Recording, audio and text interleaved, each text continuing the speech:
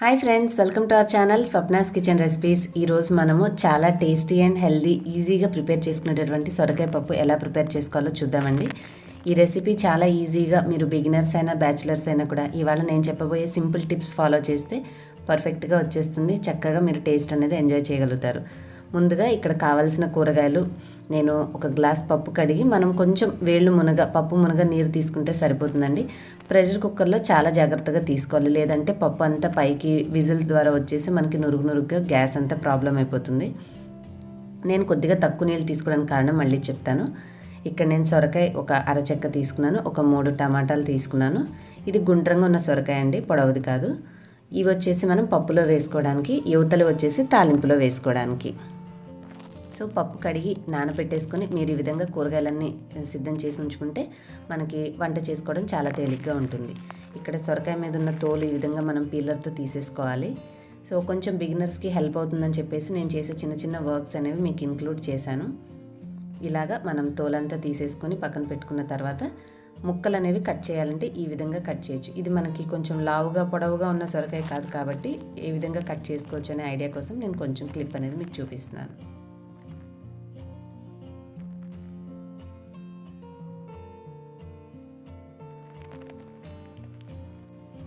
So ఈ విధంగా సొరకాయ అంతా కూడా చిన్న చిన్న ముక్కలుగా చక్కగా మీరు చాపింగ్ బోర్డ్ మీద కట్ చేసేసుకోవచ్చు.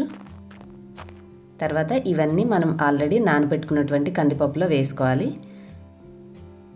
మనము ఇక్కడ కొంచెం మామూలుగా పప్పుకి కావాల్సిన నీరు కంటే తక్కువ తీసుకోవడానికి కారణం ఏంటంటే అండి, మనము పప్పు ఉడకంగానే ఈ సొరకాయ ముక్కల్లోంచి చాలా నీరు అనేది వచ్చేస్తుంది. అప్పుడు మనం పోసిన నీళ్లు అలాగే సొరకాయ ముక్కల్లో నీళ్లు ఎక్కువ ప్రెషర్ కుక్కర్లో పైకి పొంగులాగా వచ్చేస్తుంది. అలా రాకుండా ఉండడానికి మనం కొంచెం నీరుని తగ్గించుకున్నాం, అంతే చిన్న కారణం. ఇప్పుడు నేను తీసుకున్నటువంటి టమాటాలు కూడా ముందున్న తెల్లటి ముచ్చిగా అది తీసేసి చిన్న చిన్న ముక్కలుగా కట్ చేసి ఇందులో వేసుకోవాలి. తర్వాత మనం పప్పు కోసం సపరేట్గా కట్ చేసి ఉంచుకున్నటువంటి ఉల్లిపాయ, ఒక 2 పచ్చిమిర్చి చిన్న చిన్న ముక్కలుగా చేసింది వేసుకోవాలి. అలాగే ఇలాగ ఒక 2-3 రెమ్మలు చింతపండు కూడా కడిగేసి దీంట్లో పైన పెట్టుకోండి. ఇందులో ఒక 1/2 టీ స్పూన్ పసుపు, 1 స్పూన్ కారం వేసుకొని మూత పెట్టేసేసి మనం ఒక 3-4 విజిల్స్ వచ్చే వరకు ఫస్ట్ కాసేపు మీరు హై ఫ్లేమ్లో ఉంచండి. తర్వాత మనము కొంచెం మీడియం ఫ్లేమ్లో పెట్టుకున్న తర్వాత 2-3 విజిల్స్ వచ్చాక ఆఫ్ చేసేసుకుంటే పప్పు అనేది చక్కగా ఉడుకుతుంది. అల్యూమినియం కుక్కర్స్ కంటే కూడా ప్రెషర్ కుక్కర్స్ స్టీల్వి ఉపయోగించడం మనకి సేఫ్టీ అండి. ఇక్కడ మనము చింతపండు పప్పుకు తగిలేలాగా పెట్టలేదు కాబట్టి పప్పు ఉడకదనే భయం ఏం అవసరం లేదు. చక్కగా మనకి ఒక 2-3 విజిల్స్ తర్వాత పప్పు అనేది మీడియం ఫ్లేమ్లో ఉంచుకుంటే వచ్చే విజిల్స్తో చక్కగా ఉడికిపోతుంది. ఈ లోపల తాలింపు కూడా వేసేసుకుందాం. నేను ఒక బాండి తీసుకొని అందులో 1 స్పూనున్నర నూనె తీసుకున్న తర్వాత తాలింపు దినుసులు, ఆవాలు, జీలకర్ర, మినపప్పు, ఇక్కడ నేను పొట్టు మినపప్పు తీసుకున్నాను, శనగపప్పు వేసి అవి కొంచెం బంగారపు రంగు అంటే కాస్త బ్రౌన్ కలర్ వస్తున్నాయి అనుకున్నప్పుడు మనకి చక్కటి వాసన వస్తూ ఉంటుంది. అలాంటప్పుడు మనం కట్ చేసుకున్న కొంచెం ఉంచుకున్నటువంటి పక్కన ఉల్లిపాయలు కూడా వేసుకోవాలి. ఇక్కడ మీరు ఉల్లిపాయలు వేయడం వల్ల పప్పు తీపి వస్తుంది కదండి మీరు అనొచ్చు.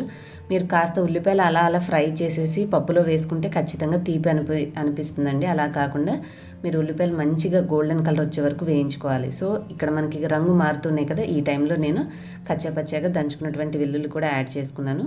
ఇవన్నీ కూడా వేసేసిన తర్వాత చివరగా కరివేపాకు, ఒక 2-3 ఎండుమిర్చి కూడా వేసుకోండి. నా దగ్గర ఎండుమిర్చి లేక నేను వేయలేదు. మీరు ఎండుమిర్చి కూడా వేసుకుంటే పప్పుకు కమ్మటి వాసన, ఫ్లేవర్ చాలా బాగుంటుంది. ఇవన్నీ వేసాక ఆఖరిలో కాస్త ఇంగువ కూడా వేసేసుకోండి, మీరు ఇంగువ ఫ్లేవర్ నచ్చితే. లేదంటే ఈ స్టెప్ అనేది స్కిప్ చేయొచ్చు. కొద్దిగా నాకు ఇంగువ స్మెల్ పప్పులో వేసుకుంటే ఇష్టం అండి, అందుకని నేను అది కూడా వేసి కలిపేసేసి మనం వెంటనే స్టవ్ అనేది ఆఫ్ చేసేస్తే, ఇది స్టీల్ బాండి కాబట్టి ఆల్రెడీ దీంట్లో కొంచెం వేడి ఎక్కువగా ఉంటుందండి. అదే మనం మొత్తం అయిపోయే వరకు ఉంచితే ఇంకా బాగా మాడిపోయినట్టుగా అయిపోతాయి కాబట్టి ముందుగానే ఆపేసేసాను. ఈ తాలింపు అనేది పక్కన పెట్టుకొని మనకి విజిల్ దిగిందా లేదో చూసుకొని మూత తీసిన తర్వాత మనకి మొత్తం అంతా చక్కగా పప్పు బాగా ఉడికింది, చూసారు కదా. ఇప్పుడు వీటికి సరిపడా ఉప్పు వేసేసుకున్నాను, 1 స్పూను.